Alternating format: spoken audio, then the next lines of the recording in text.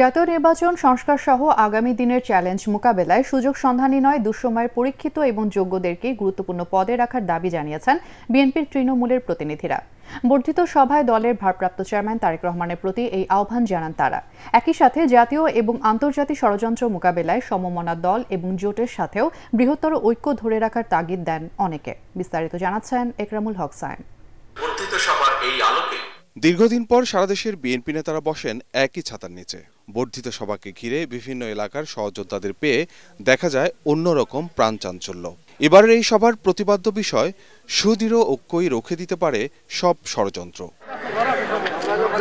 তবে এমন অনুকূল রাজনৈতিক পরিবেশে বিএনপি কি ষড়যন্ত্রের আভাস পাচ্ছে প্রশ্ন ছিল তৃণমূল নেতাদের কাছে। সংসদ নির্বাচনের আগে স্থানীয় নির্বাচন করবে, এটা আমরা মনে করি এটা ষড়যন্ত্র দেখতে পাচ্ছি। প্রতিটি স্বৈরাচারদের কিছু এজেন্ট আছে, দোসর আছে, তারা চতুর্দিকে একবার একটা পদ্ধতি চেষ্টা করছে যাতে করে বাংলাদেশ আইন শৃঙ্খলার ধরন অবনতি হয়। প্রশ্ন ছিল ষড়যন্ত্র মোকাবেলায় কি ধরনের ঐক্য চান তারা, সেক্ষেত্রে চ্যালেঞ্জই বাকি। গণতান্ত্রিক সমমনা যে দলগুলো আছে সকলেই ঐক্যই কিন্তু পারে একটি জাতিকে দাঁড় করাতে, এবং দেশ এবং বিদেশি যে ষড়যন্ত্র আছে সেই ষড়যন্ত্রকে রুখে দেওয়ার জন্যই কিন্তু এই সুদৃঢ় ঐক্যের কথাকে মিন করা হয়। শুধু দলের যে ঐক্য সেটি কিন্তু আমরা মিন করছি না। নতুন অনেকগুলি জোট হচ্ছে, তবে দেশের কথা চিন্তা করে আমাদের ঐক্যটা ওখানে যেন থাকে। ষড়যন্ত্রকারী যারা আছে তারা কিন্তু ওখানেই সুযোগ দিতে চেষ্টা করছে, তারা মনে করছে যে আমরা সবাই দূরে দূরে সরে গিয়েছি। শুক্রবার নতুন রাজনৈতিক দল গঠন করতে যাচ্ছে গণ অভ্যুত্থানের সম্মুখ সারির ছাত্র নেতারা। এ নিয়ে কি ভাবছেন বিএনপি নেতারা? বিএনপির বিরুদ্ধে আমি তো মনে করি কোনো রাজনৈতিক দলই নাই। তো নতুন কোনো রাজনৈতিক দল যদি সৃষ্টি হয়, আগামী নির্বাচনে আমাদের সাথে অংশগ্রহণ করে, অবশ্যই তাদেরকে ওয়েলকাম জানাবো। সঠিক প্যাড আর সঠিক তথ্য দিয়ে ইস্যু সামলে নিব এক হয়ে। Monalisa sanitary napkin. তবে পরিস্থিতি যতই অনুকূল থাকুক না কেন, আগামী দিনের রাজনীতির মাঠ খুব একটা মসৃণ থাকছে না বলেই মনে করেন বেশিরভাগ বিএনপি নেতা।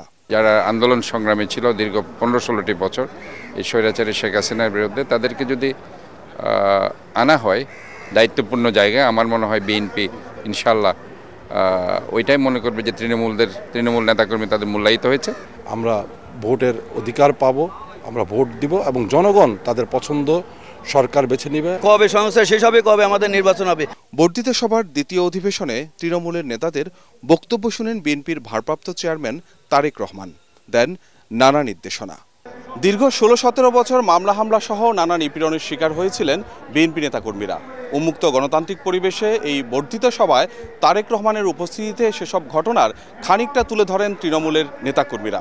একই সাথে নিপীড়িত যোগ্য নেতৃত্বকে মূল্যায়ন করা এবং ব্যক্তি স্বার্থকে উপেক্ষা করে দলীয় ও দেশের স্বার্থে ঐক্যবদ্ধ হওয়ার তাগিদ দেন তারা। একরামুল হক সায়েম, এটিএন বাংলা, ঢাকা।